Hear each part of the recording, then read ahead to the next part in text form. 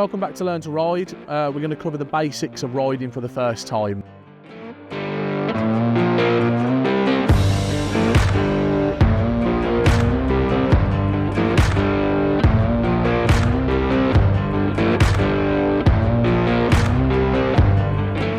So, first basic is pulling away and coming to a stop.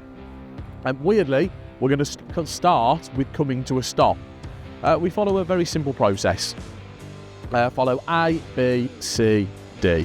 It basically means you're riding along and you need to roll off something that begins with A. So you're going to roll off your accelerator. So, nice roll off. B, you're going to apply your brakes. You don't want to stall as you come to a stop. So, C, pull your clutch in. And you definitely don't want to fall off when you finish. So it would be your left foot down. So A, off my accelerator. B, apply a brake. C, pull my clutch in. D, left foot down. That's the base principle of bringing a bike to a stop. Now you know that, you're safe to pull away for the first time. So you'll have both feet on the floor to begin with, just learning how to ride with the clutch. You'll set a little bit of power. Find the bite point within the clutch itself, so the bike is wanting to start to move but won't quite. At that point you release, say, the thickness of a pound coin. It will make sure the bike is now moving but the clutch is slipping. You will continue to slip the clutch until you've got a little bit of momentum and then just gently release the clutch all the way once you've got a bit of progress, and then when you need to, bring yourself to a nice stop again. But it's all nice, slow control movements, not heavy on the throttle, not heavy on the clutch, not heavy on the brakes, all nice and progressive. Riding slowly is another key element to understanding and learning how to basically ride a motorcycle. It's something that requires a lot of coordination. So during the process, you will have a steady throttle, you'll have the clutch not fully released, just on the slipping point, and to control and most importantly regulate your speed, you will introduce the back brake as well.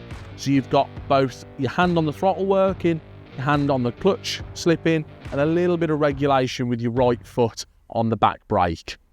All three will work in conjunction. The main thing is developing some muscle memory and having micro movements rather than big on-off inputs all the time throughout the exercise. It's ideal for moving in slow traffic, moving around a car park at the local shops, anything like that, but it's a key part to understanding how to ride a bike for the first time.